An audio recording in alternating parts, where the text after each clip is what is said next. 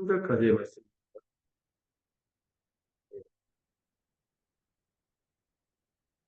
제가 한 절 읽고 여러분들 한 절 읽는 식으로 해서 교대에서 읽도록 하겠습니다. 2장 6절부터입니다. 찾으셨나요? 네. 네. 그러므로 너희가 그리스도 예수를 주로 받았으니 그 안에서 행하되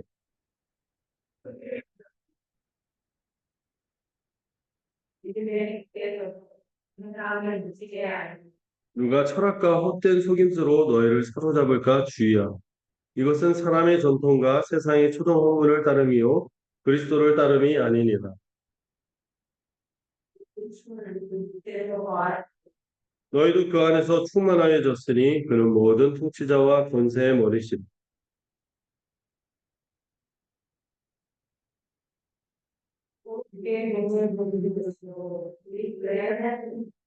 너희가 세례로 그리스도와 함께 장사되고 또 죽은 자들 가운데서 그를 일으키신 하나님의 역사를 믿음으로 말미암아 그 안에서 함께 일으키심을 받았느니라.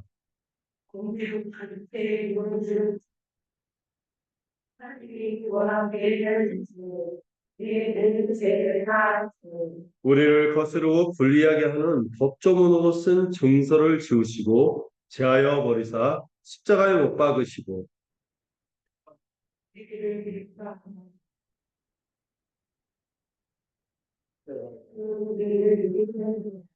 그러므로 먹고 마시는 것과 절기나 초하루나 안식일을 이유로 누구든지 너희를 비판하지 못하게 하라.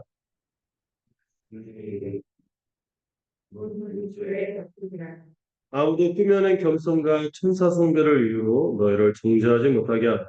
그가 그 본 것에 의지하여 그 육신의 생각을 따라 헛되이 가져가고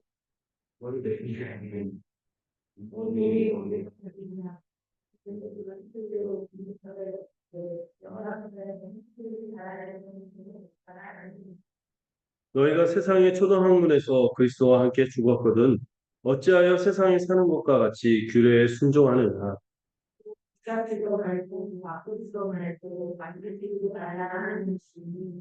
이 모든 것은 한때 쓰이고는 없어진다. 사람의 명령과 가르침을 따르느냐.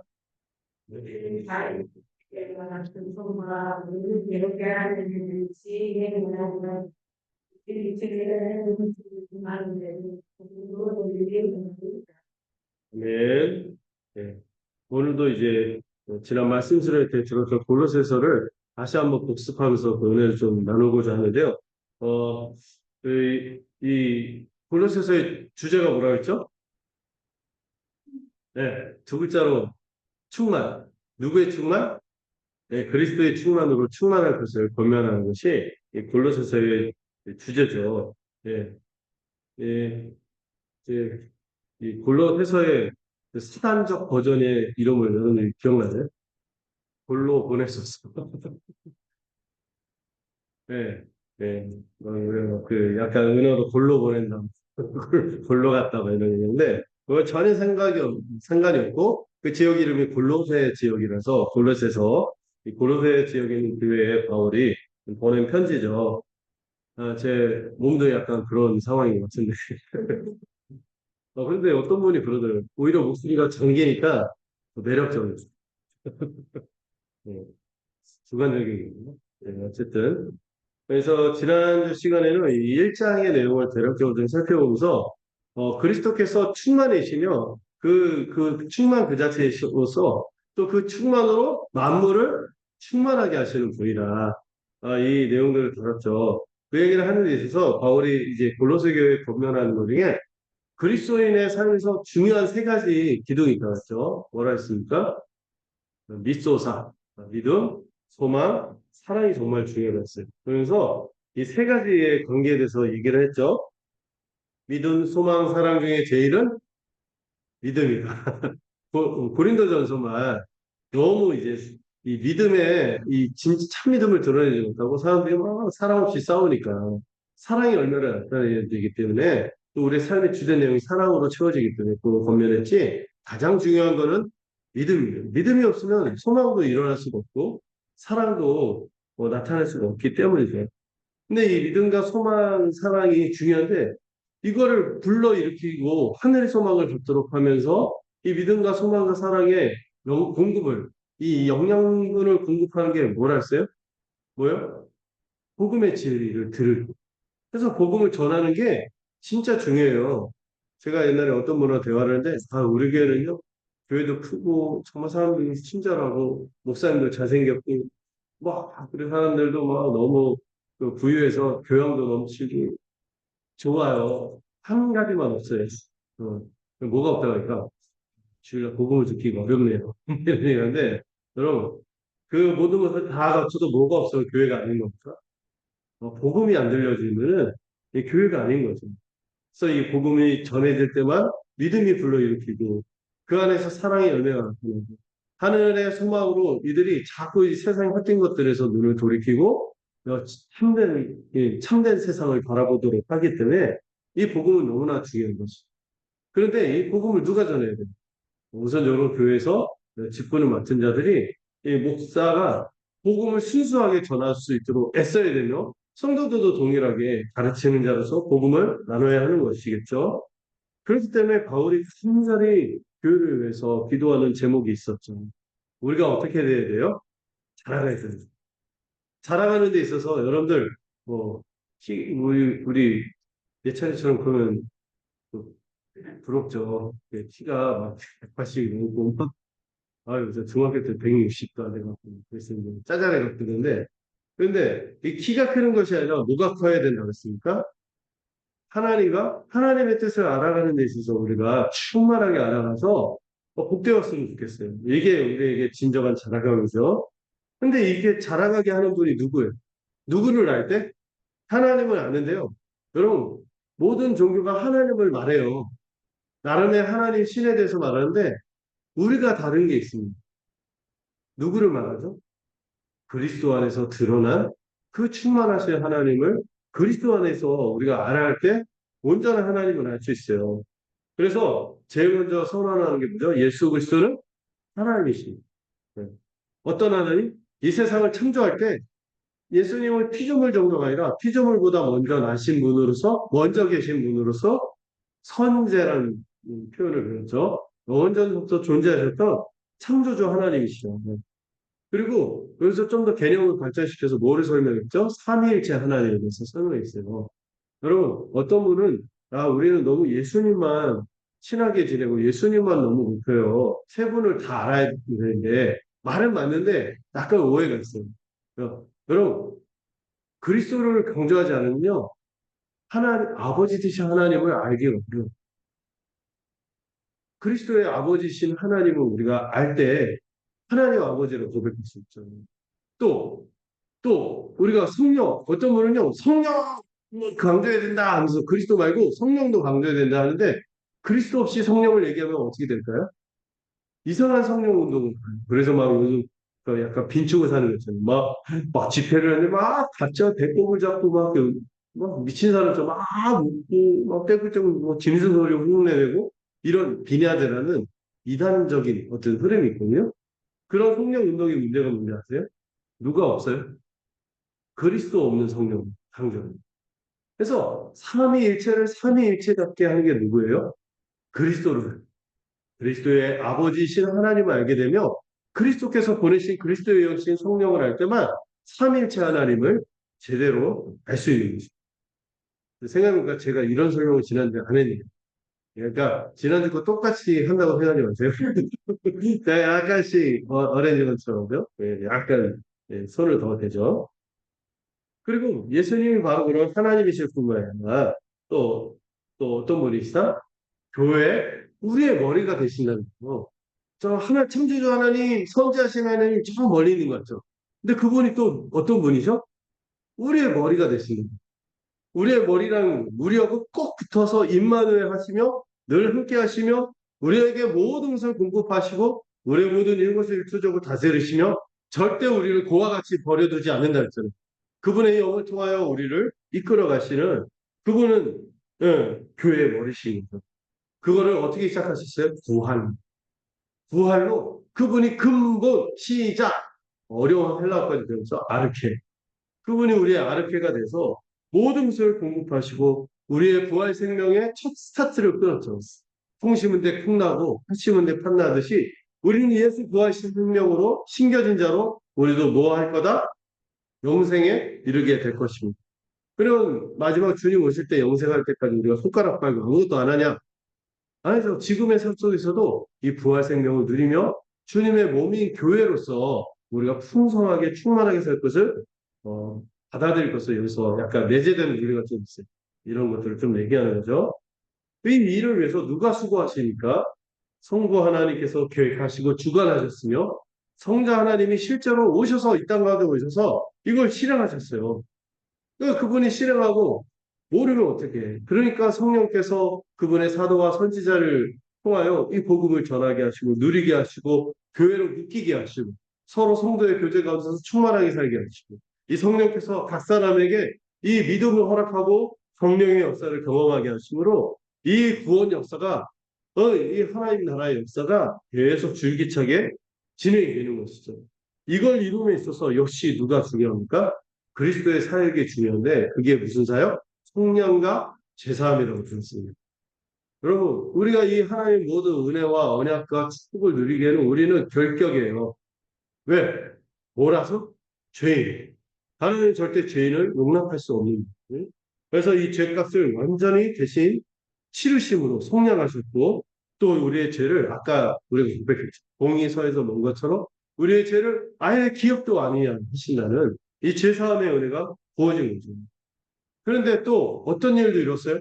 하나님이 죄 때문에 우리를 원수로 삼았을 뿐만 아니라 우리도 하나님을 마음으로 적대가 원수 삼고 이렇게 적대했었는데 세상에 누가 죽으셨어요?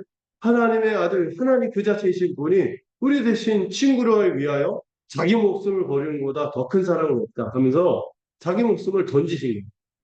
이 은혜로 말미암아 이거를 믿는 자마다 성령께서 이 마음을 완전히 쥐어 잡아서 하나님과 화목하게 되는 하나님을 아버지로 부르게 되는 화목의 관계가 회복이 되었으며 또 우리의 구원이 이미 시작됐을 뿐만 아니라 무엇을 향하여 달려갑니까? 완성을 향하여 달려가고 있다는 사실을 또 나눴죠. 그리고 마지막 그렇기 때문에 바울이 뭘 공면하죠? 그러니 이 믿음 안에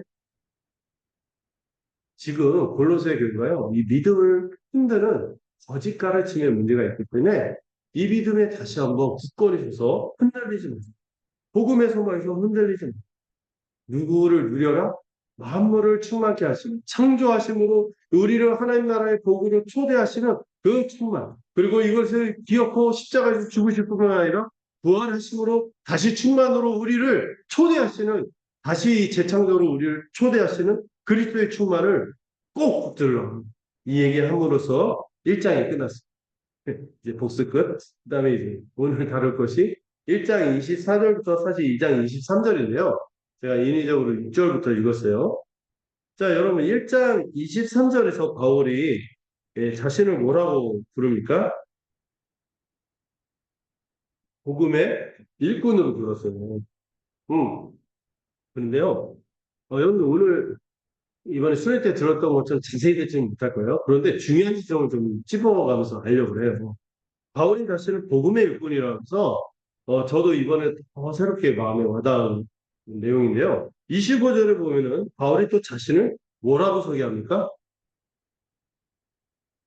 23절에서는 자기를 복음의 일꾼이라는데 25절에서는 자신을 교회의 일꾼이라고 이렇게 고백하고 있죠. 여기 이 두 개가 같은 거예요, 다른 거예요? 같은 거라고 했습니다. 다른 게 아니고 같은 거라고요. 복음의 일꾼은 곧 뭐의 일꾼이다? 교회 일꾼입니다. 이 두 개는 다른 게 아니고요. 또 25절에서 이 교회 일꾼으로서 자기의 사명을 뭐라고 해요? 직분을 따라. 하나님이 주신 직분을 따라 뭘 이룬다? 하나님의 말씀을 이루는 것이다. 그러면 여러분 하나님의 말씀을 이루는 것은 두 가지가 있는 거예요. 뭐의 일꾼이 되는 것과 뭐의 일꾼이 되는 것? 복음의 일꾼이 되고 교회의 일꾼이 되고 다른 말로 복음을 전하고 복음을 충만하게 누리고 또 뭐를 교회로서 서가며 교회로서 충만하게 살아가는 것이 하나님의 말씀을 이루는 것임을 알 수 있는 것입니다. 단순하지만 이게 되게 중요한 내용이에요. 여러분, 하나님의 말씀은 결국 핵심이 뭐죠? 하나님이 말씀하려고 하는 것의 핵심. 하나님께서 이 세상을 창조하시고 타락했지만 포기하지 않으시고 우리를 구원하려고 자기 아들까지 십자가에서 죽게 하시고 그분을 부활하게 하시고 또 성령을 보내시고 교회를 세우시고 그리스도와 연합하게 하시고 지금 뭘 하는지 눈치채고 있죠. 이 믿게 하셔서 그리스도와 연합하게 하시고 교회로 삼아주셔서 뿐만 아니라 또 사랑 가운데 살게 하고 결단하게 하시고 또 마지막 소망까지 이루는 이 모든 하나님의 말씀의 핵심입니다.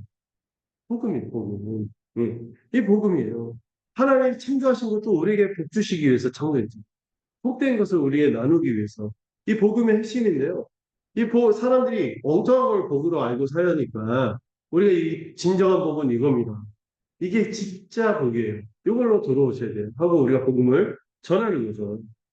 복음은 이 땅 가운데 하나님이 계획하신 것을 이루고자 하는 거죠. 하나님의 계획이 뭐죠? 원래 하나님 꿈꿨던 이 하나님 나라, 하나님 꿈꿨던 이 복된 세상을 다시 회복하는 거죠. 하나님이 생각한 인생이 지금 같은 우리의 인생이 아니었다는 거예요. 우리같이 타락한 사람과 세상이 다시 하나님 나라로 회복이 되며 하나님의 형상이자 하나님의 자녀, 백성으로 회복되는 것이 복음인 거죠. 이를 위해서 누가 오셨어요? 예수님이 오셨죠. 주님이 오셨고 또 주님은 또한 여러분 결정적인 순간에 제자들과 복음에 대해서 나누죠. 너희는 나를 누구로 아느냐? 바로 이 복음을 이루시는 그리스도입니다. 이렇게 얘기했어요. 그랬을 때 예수님이 기뻐했어요. 베드로한테 뭐래요? 내가 이 반석 위에 뭘 세우겠다? 내 교회를 세우고. 예수님이 너무 흥분해갖고 이 사람들이 아직 이해를 하지 못할 텐데 앞서가서 얘기한 거죠. 복음의 핵심적인 내용이 뭐예요? 우리가 죽어서만 천국 가고 예수님이 오셔서 그때만 하나님 나라를 누리는 것이 아니라 이 땅에서도 하나님 나라를 맛보도록 하겠다. 물론 완전하지는 않지만 이 땅에서도 회복을 맛보면서 살도록 하겠다 하면서 세운 게 뭐예요? 내 교회를 세우고. 원래 하나님께서 그거를 미리 맛보게 하려고 누구를 불러서 세웠어요? 우리가 지금 배웠던 출애굽기에서 이집트에서 이스라엘 백성 노예 상태에서 출애굽해서 자유로운 하나님의 백성 적과 꿀이 흐르는 가나안 땅에서 복을 누리면서 살도록 불러낸 거잖아요. 근데 그들은 제대로 살았나요? 못 살아요. 근데 그것과 다른 정말 다른 실패하지 않은 정말 천국 백성으로 우리를 만들겠다. 구원해내는 거예요. 얘네들 상태가. 구원할 뿐만 아니라 그에게 거룩한 영을 부어서 정말 그를 인간 개조를 해서 완전히 새로운 존재로 바꿔서 정말 복되게 이기적인 존재가 아니라 정말 한 몸으로서 살아가는 교회로 살도록 하겠다.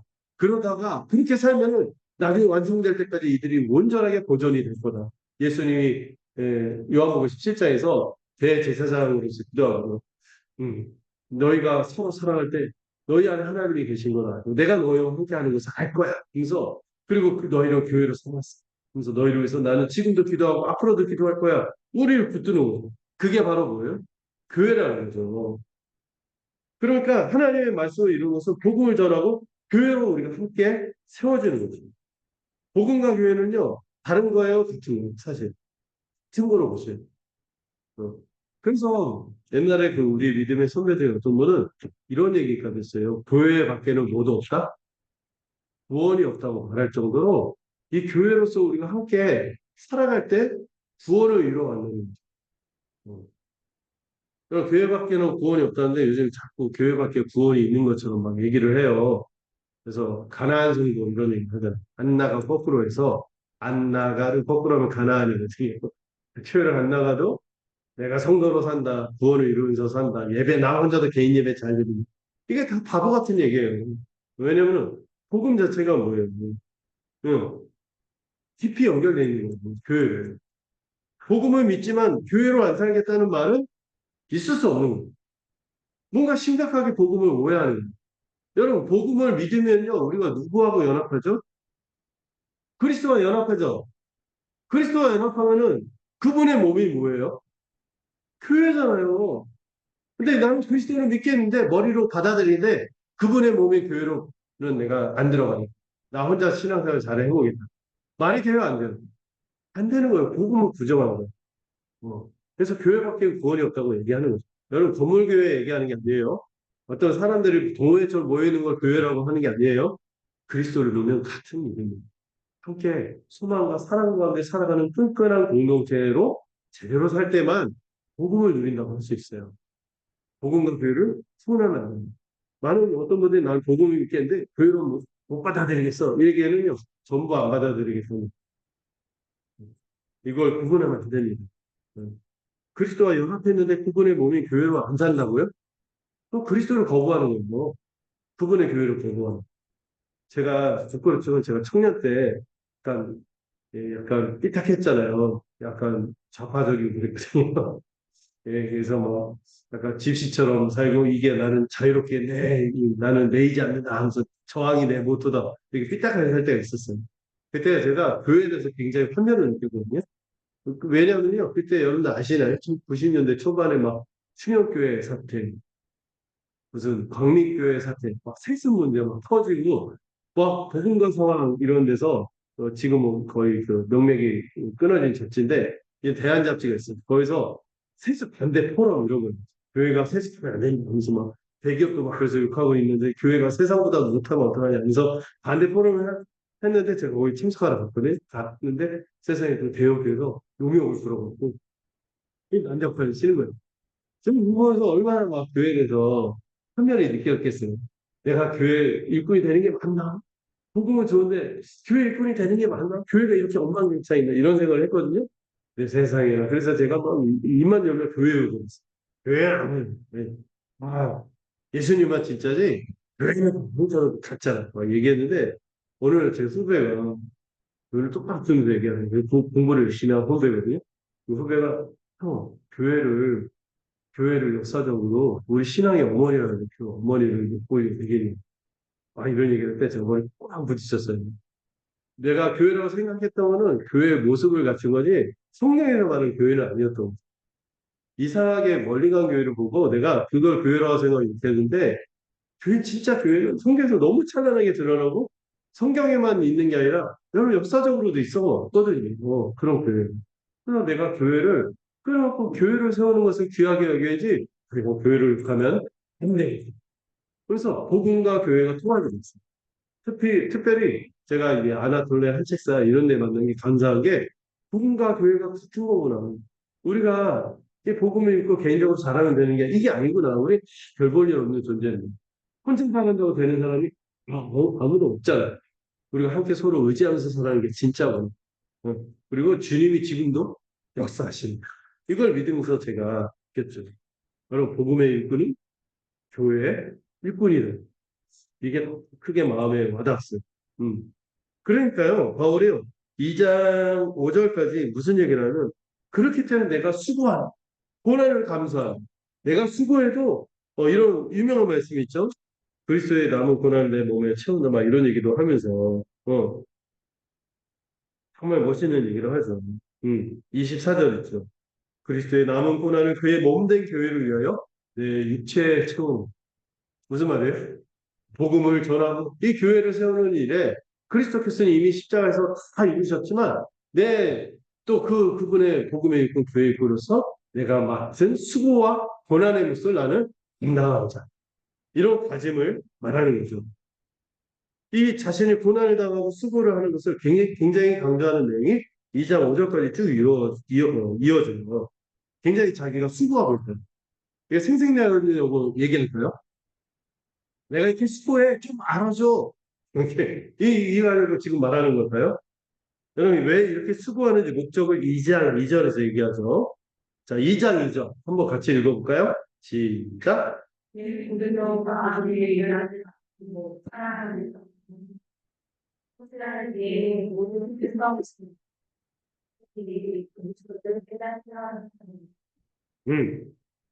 자, 첫 번째 뭐죠?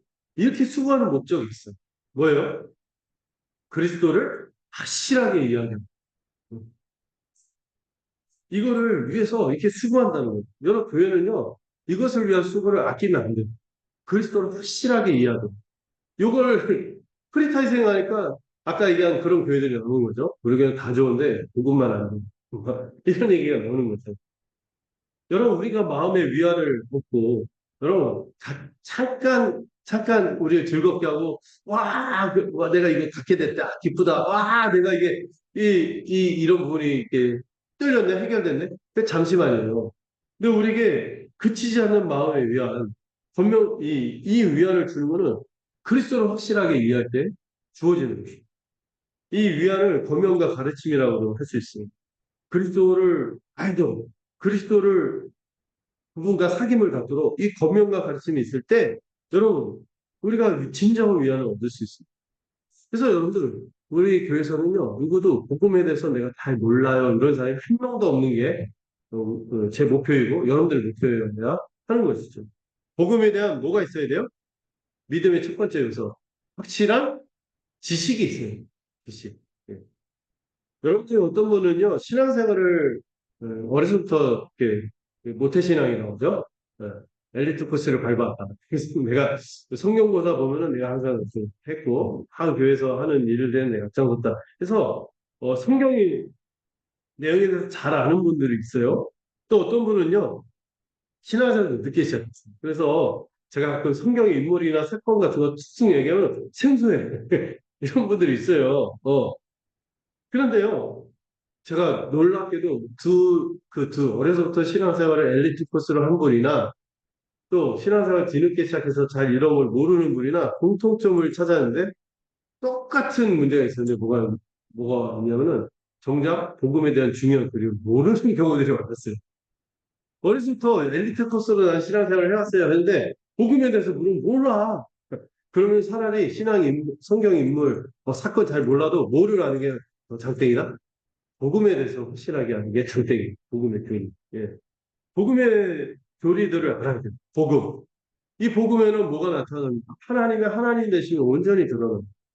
또 여러분, 우리가 예수 천다 불신종, 이렇게 막, 어쨌든 예수님 뭘 했든 그분이 어떤 분이든 그냥 믿어. 그러면 내가 복음지. 이건 말도 안 되는 거예요. 예수님의 우리를 대신해서 십자가에서 죽으셨다는 게 뭐냐. 그 의미를 일단 분명히 알아야 돼요. 그래서 그 어떤 일이 발생했냐, 왜 그 일이 발생되어야 되는가, 그 일이 어떻게 우리에게 작동되는가, 이걸 알아야겠죠. 또 이거의 더 큰 배경이 뭐예요? 하나님. 하나님이 원래 꿈꿨던 복음에 기초해서 배운 거 있잖아요. 창조일부터 이 역사의 끝까지 하나님께서 그분의 계획을 어떻게 선하게 이끌어 갔어요. 이거 알아거든요. 또 이 하나님이 왜 성경이 66권 있을까요? 성경 그 끝글자가 뭔지 아세요? 각 국어으로 되어 있다. 성경. 약이죠. 네. 네. 구약, 신약. 네. 구약이라고 해서 후지다는 게 아니에요. 네. 후지다는 구약과 신약의 경계를 이해할 때 신약이 좀 더 풍성하고 분명하게 드러나는 거지만 구약이 그거보다 못하다 이렇게 이해하면 안 돼요. 구약과 신약 둘 다 풍성한 하나님의 약속이에요. 구약 때는 이게 어떻게 이루어질지를 미리 약속하고 예고를 했다면은 그 신약은 뭐예요? 이게 이렇게 이루어집니다. 성취를 다루는 거예요. 그래서 이거 둘 다 알아야 돼요. 신약만 보면은요, 구약을 모르면 뭐가 이루어질지 몰라. 그래서 감사할 줄 몰라요. 그래서 이게 두 개를 아는 게 너무 중요해요. 그랬을 때 성경에 있는 중요한 언약들이 있거든요. 그래서 제가 의도적으로 창세기 중에서 아브라함을 굉장히 공들여서 설명했잖아요. 하나님이 본격적으로 우리를 회복하시는 약속을 아브라함부터 먼저 밑그림을 먼저 그려서 딱 주셨거든요. 이 아브라함 언약이 거의 헌법 같아요. 그래서 이게 딱 주어져서 우리가 하나님 나라 앞에서 어떻게 복되게 살지 딱 주어지죠.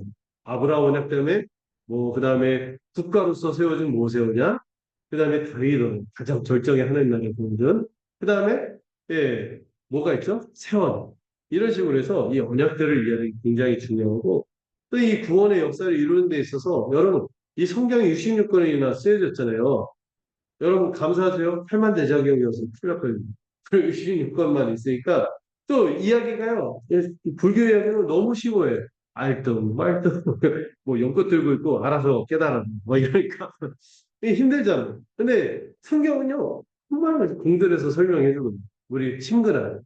그래서 이런 것들을 알아가 얼마나 재밌는지 모르겠어요. 하나님께서 와 이런 위대한 구원의 역사를 이렇게 전개하셨구나. 또 그분이 성경만 주셨나요? 지금 신약 시대에 뭐가 또 우리 각 사람이 믿는 사람에게 다 있어요? 성령님이 있어요. 이런 것들, 이 성령님에 대해서 분별해야 되죠.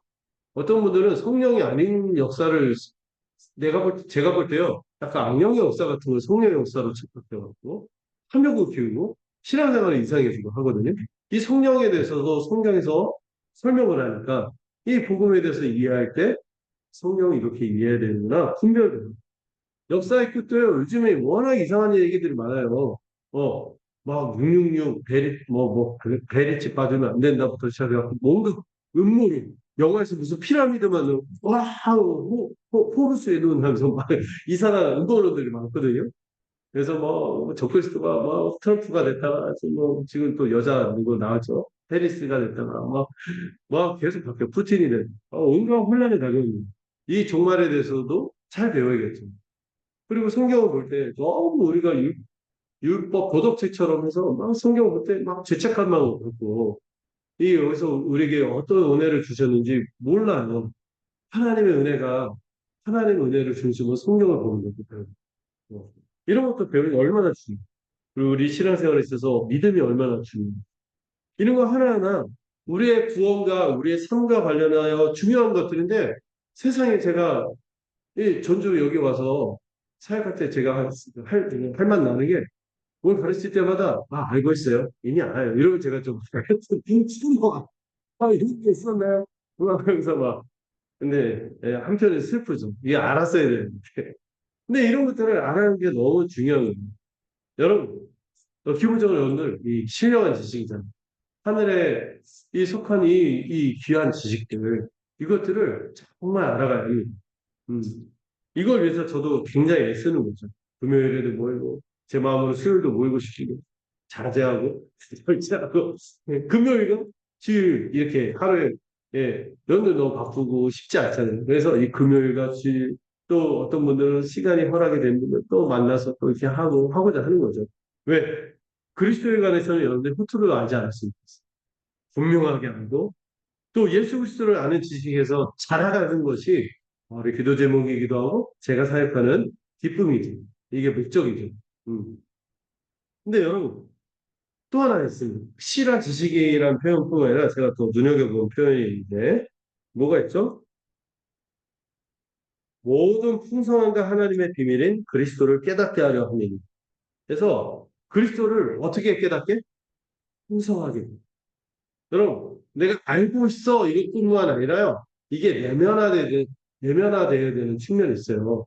어떤 분들은요, 알고는 있는데 신뢰 안 가는 사람이 있어요. 내가 알고는 있어요. 제가 아는 분들 중에서요, 예수 안 믿는데요, 굉장히 어려운 신학책을 읽어내고요, 그 내용을 목사님들보다 잘하는 사람이 있어요. 근데 신앙생활 안 해요. 절대 안 해요. 교만했어. 왜냐하면 그리스도의 가치를 몰라봐. 그리스도에 대해서 눈이 열린 적이 없어요. 그리스도에서 풍성히 아셔야 돼요. 적당히 알고 교만해져서 배우는 것을 멈추는 이들이 있어요. 지식으로만 배우는 거예요. 그리스도와 생생한 교제를 이루는 거예요. 그리스도의 영광스러운 것들을 이 그리스도에게 이 십자가에 나타난 성감을 조금이라도 갖다가 그렇게 할 수가 없는 거예요. 이걸 봐야 하는 거예요. 이거를 풍성하게 깨닫는다. 이렇게 말하는 거죠. 여러분 혼자만 많이 한다고 되는 게 아닌 것 같아요. 어떤 분들은 혼자 막 이렇게 하면서 많이 안 돼. 그렇게 얘기하면 많이 안 돼. 그런데 좀 이상하게 알고 있고. 그래서 교회가 있는 거예요. 교회에서 이 성경책은요, 혼자 보라고 준 책이 아니에요. 누구와 함께 읽으라고? 교회와 함께 읽으라고 준 책이. 혼자만 많이 한다고 되는 게 아니에요. 제가 어떤 목사님 왔는데요. 혼자 그걸 엄청 했어요. 와, 그분이 헬라어, 히브리어, 라틴어까지, 막 독일어까지, 신학책까지 막 하고 하는데, 설교만 하면 이상해요. 근데 가만 들여다보니까 이분이 복음이 없어요. 복음이. 그냥 지식을 공부하고 이런 걸 기뻐할 뿐이에요. 복음이 없는 복음의 능력을 압니다. 그러니까 여러분 이 단만 이 적당히 알고 교만해져서 배우는 것을 멈추는 것이 아니라 그리스도를 풍성하게 깨닫는 게 뭔지를 알았습니다. 네. 이걸 성령의 조명의 영역이라고 합니다.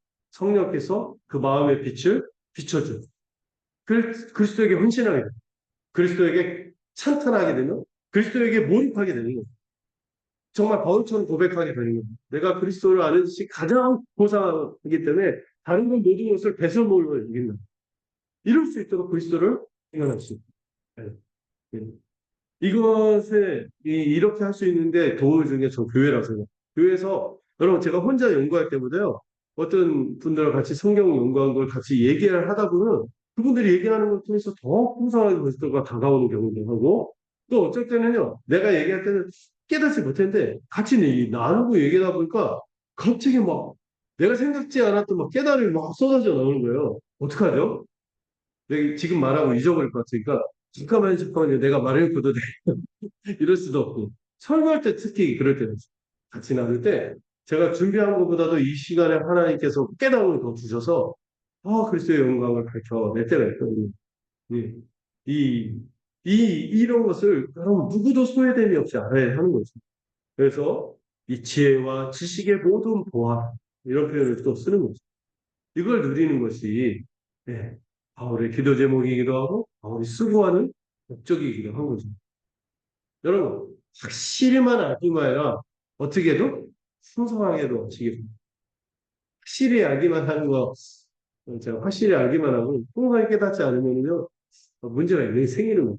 이 성령의 조명하심을 누려서 이 그리스도와 생생한 교제를 누리는 교회로서 복되게 살는 여러분이 됐으면 좋겠어요. 세 번째로, 왜 바울이 이렇게 확실하게 이해하고 풍성하게 깨닫기를 바랬을까요? 확실하게 이해하는 걸 헷갈리게 만들고요. 풍성하게 깨닫고 붙잡는 것을 자꾸 떠나서 다른 데서 풍성함을 얻으려고 하는 거짓 가르침이 골로새 교회에 있었기 때문입니다. 그래서 이 거짓 가르침을 경계하는데요. 이 거짓 가르침의 가장 핵심적인 문제가 뭔지 아세요? 뭐를 부정해? 그리스도의 풍성함, 그리스도의 충만함을 부정하는 것. 다른 말로 복음의 충분성을 부정하는 것. 요즘에요, 교회들이요, 왜 이상해졌냐면요, 그 교회가 처음부터 이상했을까요? 복음을 안 전했을까요? 복음을 다 전한다고 했어요. 근데 어느덧 세월이 지나면서 다 곁길로 간 거예요. 왜 그럴까요? 뭐를 부정했기 때문에? 복음으로 충분하다는 믿음을 저버렸어요. 복음도 필요한데 이것도 필요하죠. 복음도 좋은데 이것도 좋잖아요. 이런 순간 교회를 길을 잃게 돼요. 성도는 모든 교회가 타락하고 신자가 이상해지는 이유가 복음으로 충분하다는 것을 믿지. 그리스도의 충만함을 부정할 때 모든 타락이 시작이 되는 것입니다. 골로새 교회뿐만 아니라 모든 시대 모든 교회는 항상 이 그리스도의 충분성, 그리스도의 충만함 이걸 부정하는 거짓 가르침이 들어왔어요. 근데요, 이것이요 명백하게 이상한 얘기는 항상 왜 이럴 텐데 항상 어떻게 매력적이면서 정말 잘 생기는 형태로 들어요. 네. 교회가 그래서요. 우리가 복음도 중요하지만 이것도 중요하지 이런 논리로 해서 들어오거든요. 막 얘기하는 거, 교회가 요즘 인문학적 교양이 필요해. 이런 얘기부터 해서 뭔가 얘기를, 어떤 사회적인 어떤 스킬도 필요하다. 교회가 그렇게 하려면은 어떤 경영학적인 어떤 그것도 있어야 돼. 교회가 뭔가 좀 있어 보이려고 하면 예능적인 요소가 필요해. 이러면서 뭔가 들어오면서요. 들어오는 순간요, 복음은요, 자리가 없어져요. 이게 문제였거든요. 왜? 이거를 사전에서 뭐라고 얘기합니까? 교묘한 2장 4절에서 교묘한 교묘한 말로 교회를 속이고 신자를 속이는 그리스도만으로 충분한 아닌 것처럼 얘기하는 이걸 또 8절에서 뭐라고 해요? 철학과 헛된 속임이 온갖 세상적인 예언 온갖 세상적인 정교하고 굉장히 학문적으로 맞는 것 같고 옳은 거 그렇지만 이것 때문에 복음의 자리를 잃게 만드는 문제가 생기는 거예요. 복음은 하늘의 것일까요? 땅의 것일까요? 복음은 사람의 것인가요? 하나님의 것인가요? 하나님의 것이고 하늘의 것이잖아요. 그럼 복음이요. 이렇게 제시할 때 사람들이 와 친숙하다 이렇게 받아들일까요? 와 좋다 이렇게 받아들일까요? 그렇지 않은 특징이 있어요. 복음에는 물론 설명력이 있어요. 복음은 설득하는 힘이 있어요. 그런데도 불구하고 복음은 우리는 땅에 속해 있고 또 우리는 사람이죠. 개인이 사람이기 때문에 이 하늘의 것을 받아들이기가 어렵고 본성과 거스르는 경우들이 뭐예요? 복음. 가장 큰 게 은혜가 좋은 것 같은데 사람들은 은혜를 싫어요. 왜 그런지 아세요? 교만하거든요. 은혜 자체가 뭐예요? 은혜 그 정의 아시죠? 자격 없는 자. 어디서부터 기분 나쁜 거예요? 자격 없는 자에게 값없이 주어지는 하나님의 전적인 호의와 선물이지. 복음은 그런 거거든요. 은혜거든요. 이게 우리 본성화가 안 맞아요. 우리가 자격이 없다고? 나는 이렇게 열심히 살아왔는데, 내가 이렇게 이런 게 있는데, 나를 왜 이렇게, 인정하지 않는 거야? 그래서 복음이 약간 거슬리게 한다고. 또, 바울이 이렇게 표현했어요. 사람을 역겹게 하는. 자격이 없다고. 또, 이 값없이 주어진다면, 공짜로 얻는 게 뭐, 공짜라면 모두 삼킨다, 막 이런 얘기했지만, 공짜로 하면 또 그것도 기분 나빠요. 야, 나는 내가 무슨 거지야? 내가 뭔가 그냥 얻을 수밖에 없다고? 이렇게 무능하다고? 나 이렇게 값을 치를 수 있어. 하면서 막 이렇게 내세우기를 원하고. 이것도 부정하고, 또 뭐가 있어요? 네, 선물이라고 하는 거예요. 야, 내가 정당하게 얻어냈으면 내가 자랑할 수 있죠. 근데 복음은 자랑할 수 있는 여지를 하잖아요. 왜? 우리가 스스로 예, 내가 어떤 위기에 있었는데 내가 허우적대는데 거기서 내가 죽을 힘을 다해서 내가 거기서 그 조난을 그 구조대 안 부르고도 내가 거기서 살아남았어. 막 자랑하잖아요. 그런 걸 뭐지? 내가 완전히 다 죽을 지경에 내가 이렇게 완전히 그 처지 미역처럼 이렇게 했는데 누가 나를 구해냈다 하면은 왠지 어때요? 마음은 자존심 상해. 그게 사람의 본성이에요. 복음을 접할 때 이게 굉장히 안 맞는 거예요. 근데 거짓 가르침은 여러분 세상의 모든 종교나 철학과 가르침은 그렇지 않습니다. 매력이 있는 이유가 은혜가 아니기 때문에. 우리의 그 교만한 생각한 거 맞아요. 뭔가 자랑할 수 있을 것 같고, 뭔가 내가 조금만 더 얻을 수 있고, 왜냐면 내가 성취감도 느끼죠. 이런 게 충돌이 되는 거예요. 문제는요, 복음을 받아들이기엔 우리 성이 너무 자기중심적이고, 자랑과 교만으로 가득 차서, 은혜의 복음, 그리스도로 충분하다는 생각을 쉽게 저버려요. 본성과 안 맞기 때문에 복음은요, 우리가 정신 차리고 이 복음 붙들지 않으면요, 자꾸 이 세상에 헛된 철학, 거짓 가르침, 이런 교묘한 말이 막 들어오게 돼 있어요. 속게 돼 있어요. 여전히 내가 무엇인가 스스로 해서 뭔가 이룰 수 있는 사람. 예. 그런데 그 부지런히 안 느끼나요? 나는 자꾸 공부를 못하는데, 막 이렇게 몇 가지 비법을 하면 공부를 잘할 수 있다. 그 비법 체득하면, 의사 기본적으로 안 되는 지점이 있죠. 온갖 무슨 자기계발서 이런 것들이 막 유행하잖아요. 여러분, 자기계발서 그게 베스트셀러 목록에서 항상 위거든요. 근데 왜 이렇게 성공한 사람들이 없죠? 그대로 하면 다 살 수 있을 것 같아요. 그 흉내 내고 막 이렇게 하는데 되던가요? 안 돼요. 뭐. 음. 근데 우리는 그런 것들을 마음을 쉽게 뺏깁니다. 네. 은혜 보고 그리스도로 충분한 생각은 금방 저버리고 무엇인가 스스로 뭔가 이렇게 할 수 있는 하나님이 우리에게 주신 은혜를 그대로 받아들이기보다 하나님이 우리에게 주시는 질서를 따르기보다 이 권위를 무시하고 믿음이 쉽게 흔들리면 그 엉뚱한 걸 따라가는 것이 죄인의 우리의 모습이죠. 그렇기 때문에 바울이 2장 5절에서 그들을 위해서 내가 육신으로 떠나 있으나 심령으로 너희와 함께 있어 너희가 그리스도를 믿는 믿음이 굳건할 수 있도록 기쁘게 본다 하면서 이 내용이 사실 심령으로 떠나 있다는 얘기죠. 떠나 있어도 함께 한다는 얘기죠. 내가 육신으로 같이 했을 때 계속 복음을 또 얘기하고 복음을 또 얘기하지만 떠나 있어도 너희들이 복음 안에 머물도록 간절히 기도한다. 이런 얘기입니다. 여러분, 그래서요, 우리 기도해야 돼. 복음 안에 머물고, 그리스도의 충만함에 머물고, 헛된 속임수와 교묘한 말에 넘어가지 않도록 싸워야 되는 이 영적 싸움이 있는 거죠. 은혜 안에서 늘 각성, 은혜 안에서. 그렇지. 나는 원래 이런 데 그래서 예수님이 나를 위해서 오셨어요. 그래서 예수님이 나 대신 십자가에서 죽으셨어요. 그래서 주님이 지금도 나를 도우시지. 이걸 믿어야 됩니다. 네 번째로 그렇다면 우리가 다시 어떻게 충만해지고 어떻게 우리가 충만하게 살 수 있고 그리스도만으로 충만하겠는가? 그 중요한 원리가 그리스도와의 연합이라는 원리거든요. 근데 이게 2장 9절에서 12절에서 그걸 제시합니다. 2장 9절에서 12절 한번 같이 읽어볼까요? 2장 9절부터 12절까지 읽어봅시다. 시작!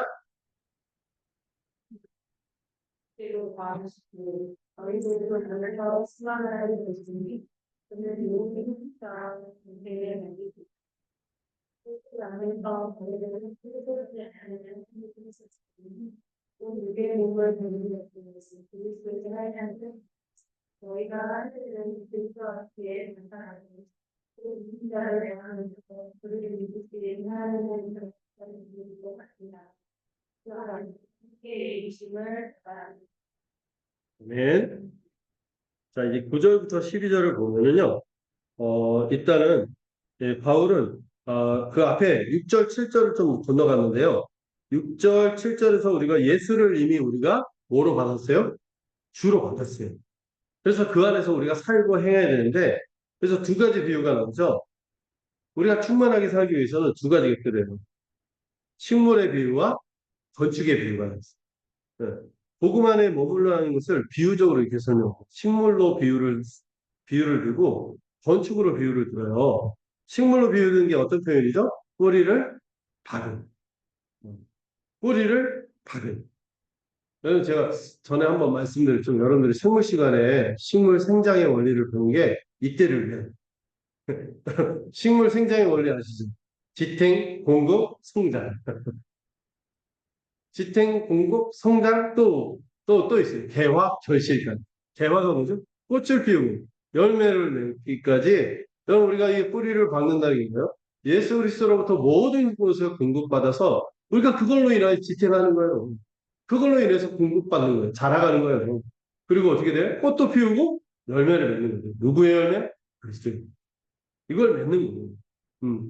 뿌리를 박자는 뿌리를. 복음에 먹을 때만 여러분 왜 이렇게 신앙생활 오래 하는데 저 사람 상태가 안 좋을까요? 그렇게 이렇게 지랄 받을까요? 막 이런 얘기를 할 때 있잖아요. 왜 그러면? 복음에 머물고 있지 않기 때문에 뿌리를 박아야 돼요. 그분은 어떻게 해서 뭔가 공급을 받아야 돼요. 뭔가 그 이번에도 뭐 그 전기차 화재 그 중요한 요새 뭐 배터리 문제가 있다 하는데 그 중요한 원인 중에 하나가 스프링클러 잠가놨대요. 물이 이렇게 터져야 되는데 이걸 이게 오작동으로 터질 수 있다고 이게 잠가놔갖고 나중에 이게 불이 나니까 이게 센서가 고장이 나서 작동이 안 돼서 잠가놨기 때문에 물이 안 내려져서 지금 인천이 그 아파트가 난리가 났대요. 여러 가지 문제가 있는데 그게 중요한 문제죠. 그런데 여러분 우리가 그 잠궈버리면 어떻게 해? 잠궈버리면 안 되는 거죠. 뿌리를 박아야 돼. 계속 공급을 받아요. 이거 기쁘게 얘기했습니다. 이거에 우리가 사는 방식이죠. 그리고 또 하나는 뭐예요? 뿌리를 바꾼 거 식물을 비유라면 건축 비유는 세움을 받아 이해했을 때 그럼 건축물이 세워질 때 기둥 하나만 세워지는 걸로 끝나나요? 온갖 자재들이 같이 어우러져서 이 건축은 기본적으로 뭐예요? 앞에는 공급을 받는다는 것이 그된 이미지라면은 건축 비유는 뭐예요? 함께 연합되어져서 같이 묶어져서 같이 세워지는 거죠. 건축이 혼자 되는 게 없죠. 벽돌 안에 세우고 건축됐다 이렇게 안 하잖아요. 함께 세워져 가는 거죠.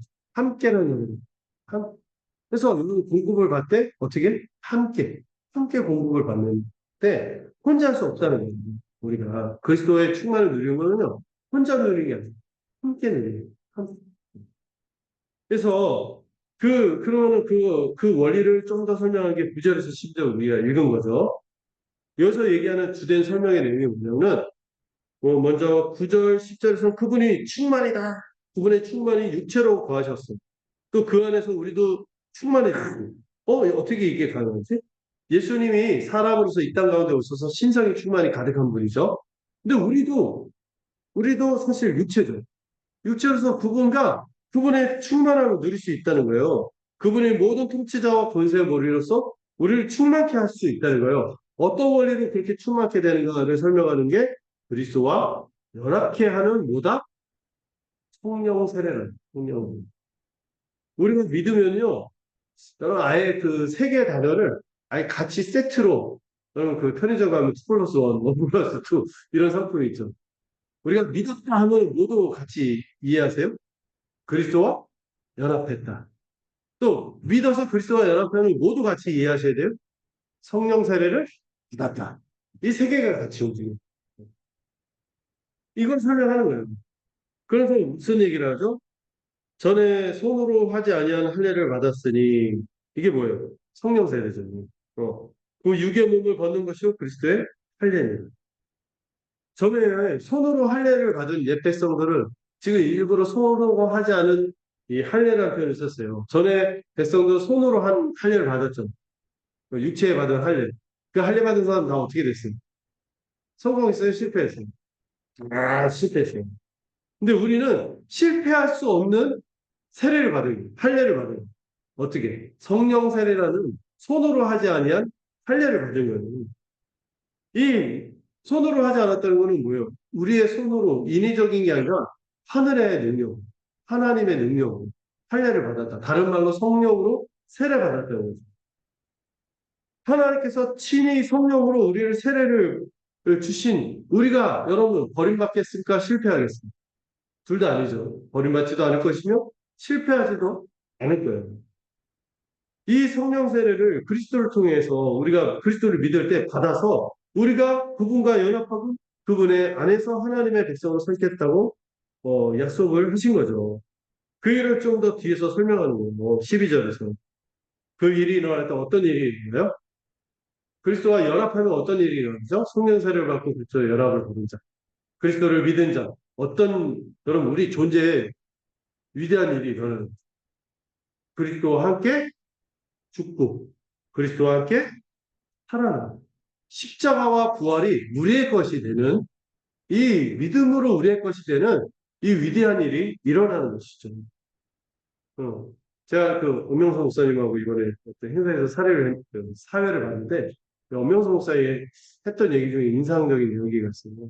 어머님이 굉장히 오랫동안 신앙생활을 했는데 최근에 갈라디아서인가 그 말씀을 배우고 나서 깨달았대요. 내가 30년 동안 몰랐는데 신앙생활을 몰랐는데 예수님 십자가에서 죽을 때 세상에 남은 예수님만 죽은 줄 알았거든. 세상에 예수님 십자가에서 죽을 때 누구도 죽었어? 나도 죽었대는. 이거 깨닫고 충격을 해요.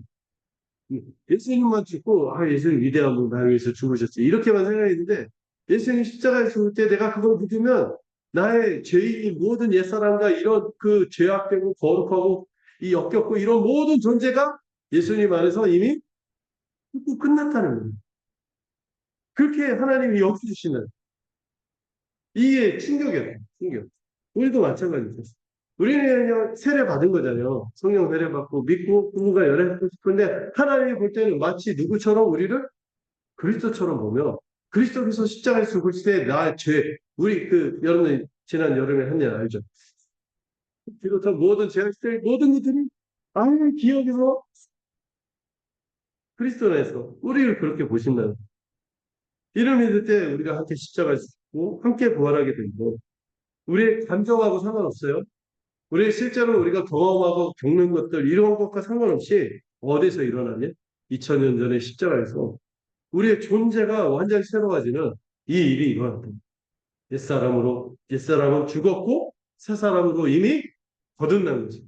마치 오늘 하이델베르그 유리문답도 우리 선행의 이유에 대해서 얘기할 때 회개 얘기했잖아요. 옛사람의 죽음과 새 사람의 새 사람을 경쟁한 것에 대해서 얘기해서 이 일이 일어나는 거예요. 그 일의 결과를 바로 13절, 15절에서 설명하고 그게 제사함과 칭의는 죄를 범하고 하나님 백성이 아니던 자로서 이미 죽었던 우리 여러분 우리는 그 이방인 정도가 아니에요. 그 아예 팔레스틴 그쪽 그 중동하고도 아주 멀어요. 아예 반대편에 사는 사람. 예.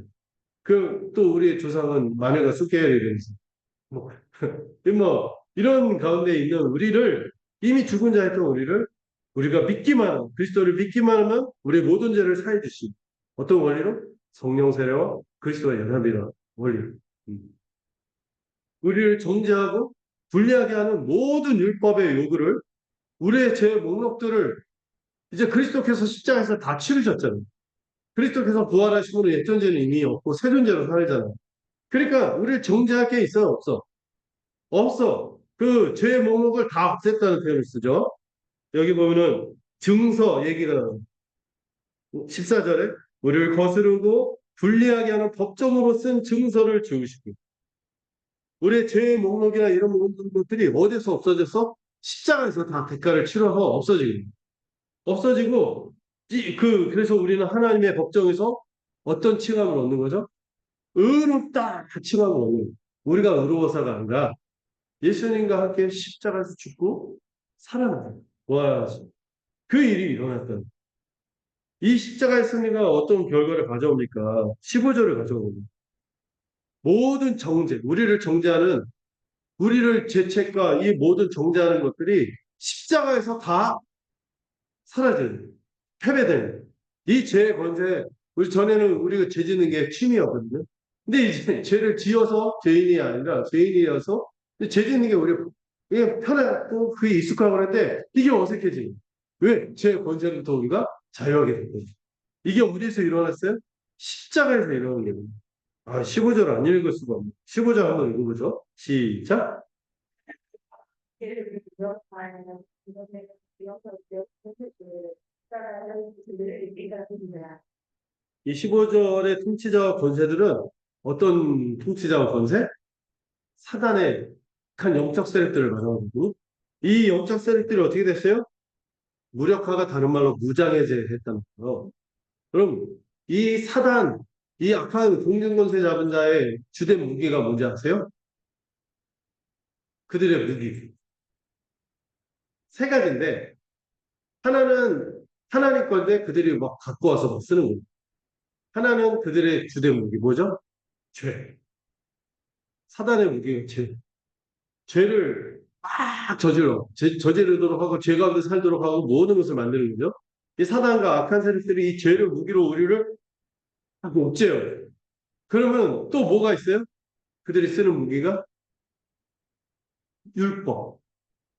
율법은 하나님의 건데 우리가 죄를 지으니까 그때냐 하나님 거를 가져와서 율법을 무기로 우리를 어떻게 통제하는 거예요. 죄책감 가운데 빠지게 하고 정죄하고 너는 그래서 가만히 있어. 너는 그냥 죽은 존재야. 그냥 그렇게 수편하게 죽은 존재로 살아. 막 이렇게 하면서 우리를 옥죄는 거예요. 그런데 십자가가 어떤 일을 일으켰어요? 이 죄를 다 사했을 뿐만 아니라 율법의 모든 것을 주님이 다 이루심으로 이걸 모두 무력화시키고 무장해제시키고 그리고 그들의 최종 무기가 뭐예요? 이 사단의 사망이거든요. 근데 이 사망까지도 완전히 십자가에서 다 예수님이 다 치rum으로 또 그분이 부활하시고 사망 거지까지 다 무장해제시킴으로 어떻게 했어요? 여기 보면 구경거리 이게 뭐예요? 개선행렬의 구경거리로 삼으셨다. 하나님 예수 그리스도께서 십자가로 이 만물을 충만케 하시도록 모든 승리를 가져오셨다는 것을 설명하는 것입니다. 사단의 특징이 뭐냐면요. 사단의 특기가 죄와 사망과 율법을 무기로 죄와 율법을 무기로 우리를 사망으로 이끌도록 정죄하고 괴롭히고 유혹하고 위협하는 게 사단의 특기거든요. 요즘 검사들하고 좀 비슷하네. 어쨌든 사단은 계속 죄를 정해놓고 막 정죄하도록 이렇게 하는데 이 사단이 더 이상 우리를 정죄하지 못하고 사망에 빠지도록 위협하거나 유혹하지 못하도록 하는 위대한 일이 발생했어요. 그게 바로 뭐다? 십자가. 여러분 십자가는 뭐예요? 패배의 상징이거든요. 무력함의 상징인데 오히려 하나님의 아들이신 하나님의 아들이 십자가에서 죽으심으로 영원한 승리를 가져요. 패배와 무력함의 상징. 그래서 우리는 이제 죄를 지을 수밖에 없는 존재였다가 이 죄의 권세로부터 완전히 해방되어서 속량되어서 완전히 우리가 죄와 싸워서 승리할 수 있는 거룩한 존재로 살 수 있도록 모든 기초가 어디에서 마련이 된 거예요? 십자가에서. 그래서 여러분 그 예수님 믿고 복음을 잘 믿고 가다가 넘어지는 분들 있잖아요. 예수님 무력하다 이러면 안 돼요. 지체기. 네. 일단 사단이 우리를 삼키려고 막 앞에 삼킬자를 찾아다닌다 그랬잖아요. 그 보면은 보면은 사단은 울기만 해. 위협만 할 수 있어. 물리는 거 누구 잘못? 울면은 어떻게 해야 돼? 우리의 가치가 울기만 하면 그냥 꺼져 이래야 돼. 가까이 가면 안 되고. 근데 굳이 갖고 그러다 나서는 물어봐. 그래서 이런 거지. 그래서 그 마귀를 대적하라. 그럼 너희가 물리친다. 했거든. 우리가 싸우자 하고 멀리하고 이게 하면 승리할 수 있다는. 근데 왜 이렇게 자꾸 넘어지냐? 근데 지가 손을 놓은 거야. 넘어지는 것은 예, 그런 거죠. 여러분, 우리 주님이 이루신 십자가의 승리와 이 구원의 승치와 이 성취와 영광과 충만함을 주님이 지금도 누리게 하신다는 것을 믿으십시오. 그래서 그리스도와 연합이라고 우리는 설명합니다. 우리가 그리스도로 충만한 존재. 그리스도와 연합해서 그분에서 우리의 옛 존재가 이미 다 죽었고 새 사람으로 살고 있으니 이걸 믿음으로 살기만 하면 돼. 이거 분명을 하는 거죠. 근데 문제는 골로새계 교묘한 말, 거짓 가르침, 헛된 철학과 속임수가 들어와 있는 그 주된 가르침이요. 제가 그 골로새서 서론할 때 한 세 가지를 얘기했거든요. 세속주의, 신비주의, 금욕주의, 입각한 율법주의. 이렇게 세 가지를 얘기했는데 사실 이게 세 가지가 연결돼 있어요. 근데 이번 이어복 센터에서 배운 건데 이 세 가지가 사실 동일한 하나의 근원을 갖고 있어요. 뭐냐면 율법주의. 율법주의. 율법주의는요, 금욕주의를 가져옵니다. 금욕주의를 추구하는 사람들은 반드시 헌해 하나 만에 하나는 특별한 체험을 추구하게 돼 있습니다. 심리학자. 그걸로 자랑할 수 있고. 율법주의 특징이 자랑이거든요. 그리고 또 하나가 뭐 있어요? 그렇게 하는데 아닌데 긴 것처럼 자꾸 위선을 보이고 외식을 하게 되고 아닌데 내가 충만하고 거짓 충만으로 가득한데 거짓 충만한 것처럼 이렇게 꼬대나게 보이려고 하다 보니까 어때요? 공고하고 공허해지면요 뭐로 가면요 금방 세속적인 탐욕으로 엉뚱한 것에서 충만을 찾게 돼 있어요. 그러니까 율법주의는요 아주 서로 연결이 됐어요. 율법주의, 금욕주의, 신비주의, 세속주의가 여지없이 이단들의 모습이 그렇거든요. 복음을 떠난 사람들이 이상해지는 신실하지 않고 이상해지는 사람들의 모습이 이 율법주의라는 근원을 갖고 있어요.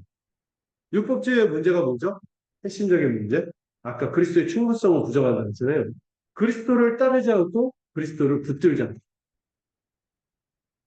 여러분, 이미 충만한 건데, 이미 충만한 건데, 이 믿음에 굳건히 서면 되는 건데, 이게 흔들리니까 이미 충만함을 누리지 못하도록 자꾸 그리스도를 떠나게 하는 게 거짓 가르침의 특징이에요. 이미 충만한데, 충만하지 않은 것처럼 속이는 거예요. 그 주된 것이 이제 율법주의로 작동이 되는데요. 율법주의의 다른 표현이 뭔지 아시죠? 공로주의. 네. 은혜로 내가 하나님 앞에 서는 게 아니라 내가 이거 해야 하니까 하나님 날 이뻐하고 나한테 축복 주십니다. 내가 이거 해야지 내가 교회에서 내가 뭐 뽀대나고 내가 인정받고 있다. 이런 식으로 자꾸 공로를 추구하는. 네. 하나님께서 주신 은혜를 그냥 누리는 게 아니라 무엇인 그냥 피곤하게 자기를 몰아붙이는 거예요. 그래서요, 율법주의에 빠지면은 기본적으로 사람의 정서가 어떤지 아세요? 네. 교회에서 하는 모든 게 기쁨이 없어요.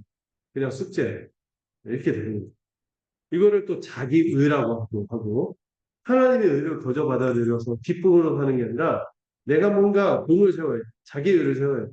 그러면은 늘 자랑할 수 있거나 다른 사람이 못하면 멸시하고 시기하고 막 이런 이상한 정서로 흘러가고 열심은 있는데 그 열심이 이상해.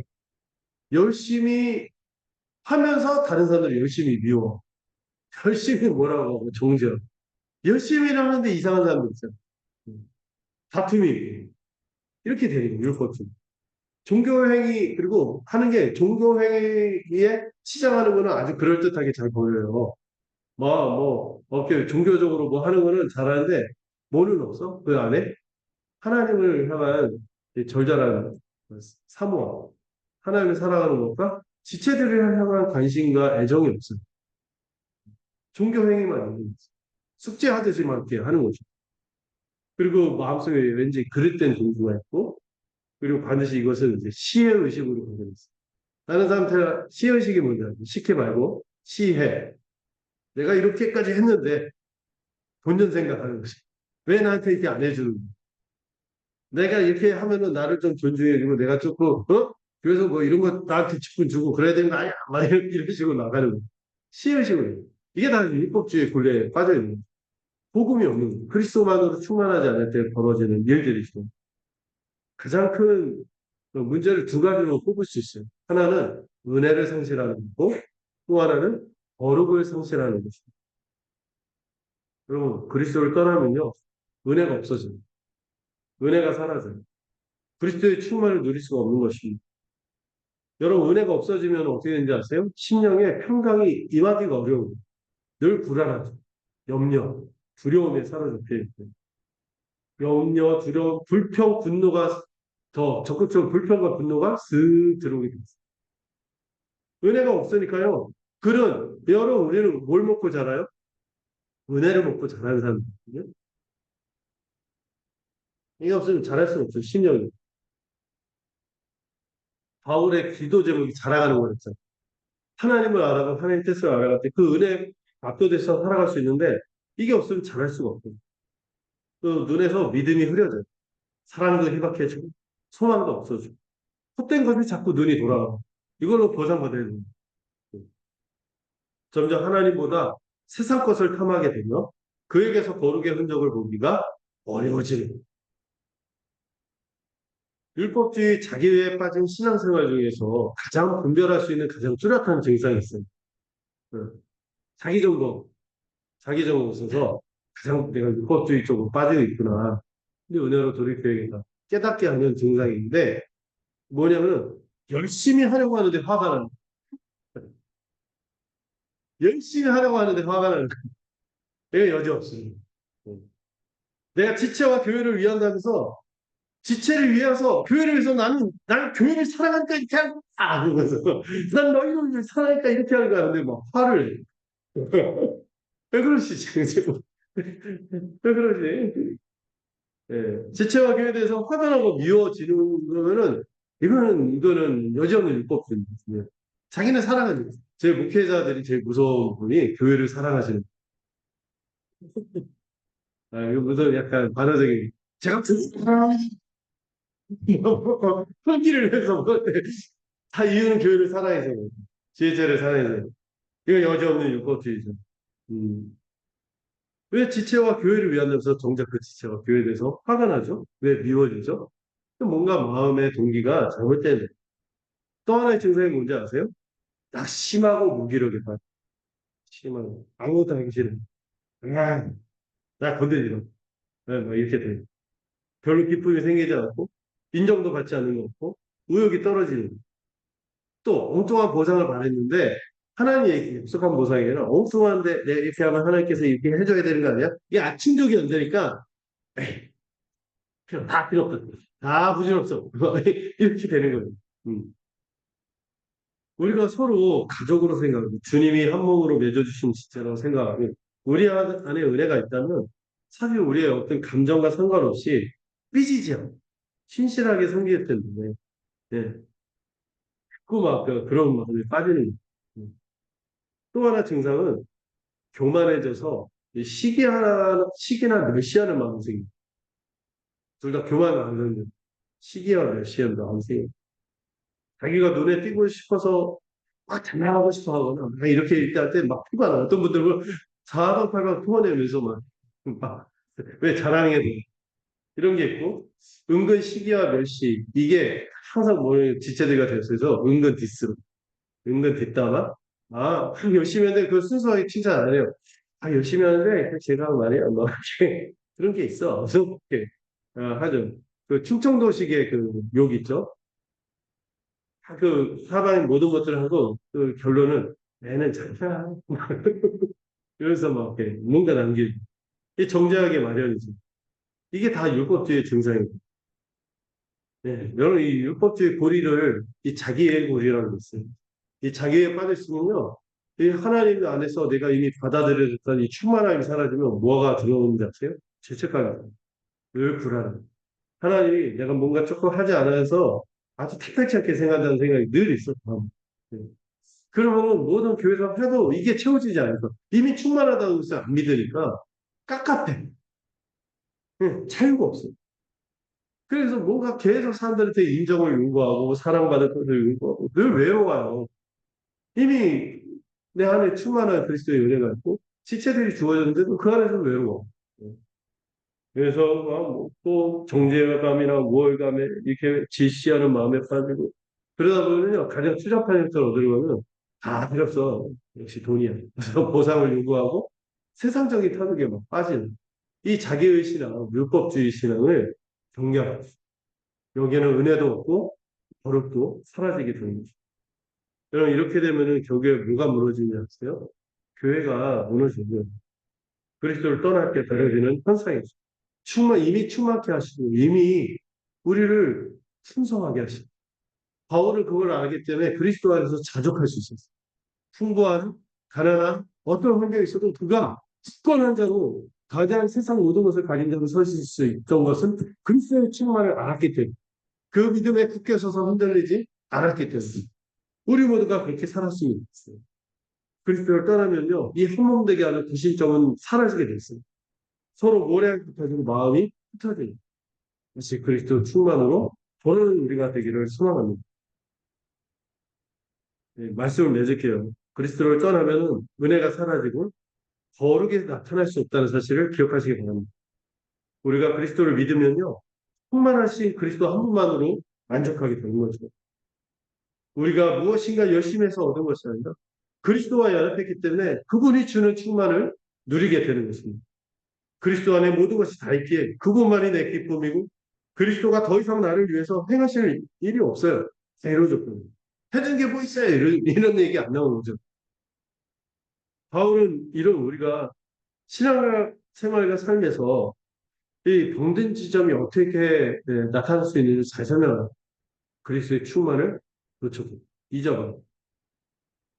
예수님이 우리에게 자기 전부를 다 주셨음을 아는 자는 그분 안에서 모든 것을 믿음으로 누립니다. 그러나 이를 떠나면요. 여지없이 세속적인 것들이 마음을 잡아먹기 시작해요. 돈도 있어야 되고, 집도 있어야 되고, 더 넓어져야 되고, 차도 있어야 되고, 더 큰 차로 가야 되고, 안정적인 지위를 가져야 되고, 직장도 있어야 되고, 이런 것이 없으면 막 죽을 것 같은 심정이 들고, 결국 그렇게 하다가 믿음도 버리고, 예배도 드리지 않고, 다시 세속적인 것을 붙들어야 내가 살 수 있다는 생각이 들면서 사람이 작아지는 거죠.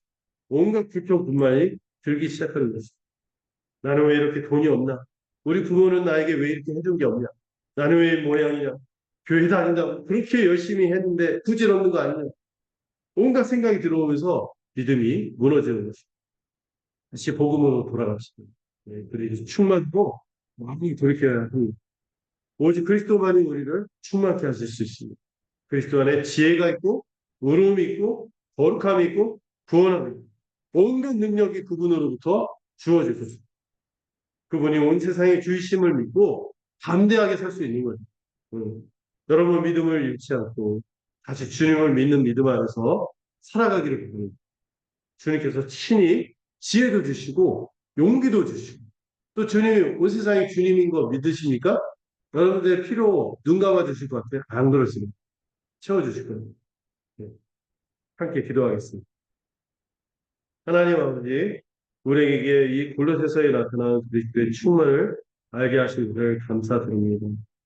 우리가 수요일 때 듣던 그 말씀을 따라서 다른 것들의 마음을 뺏기지 않고 그리스도로 이미 우리가 충만한데 마치 충만하지 않은 것처럼 그리스도로 충분한데 충분하지 않은 것처럼 다른 것으로 우리의 마음을 풍성케 하고 위의 것이 아니라 땅의 것을 추구하는 마음이 있지 않았습니까? 오직 그리스도의 충만을 사모하고 이미 누리고 있음을 믿음으로 만끽하는 우리 모두가 되도록 축복하여 주시옵소서. 예수님의 이름으로 기도드렸습니다. 찬송가 542장 찬양하도록 하겠습니다.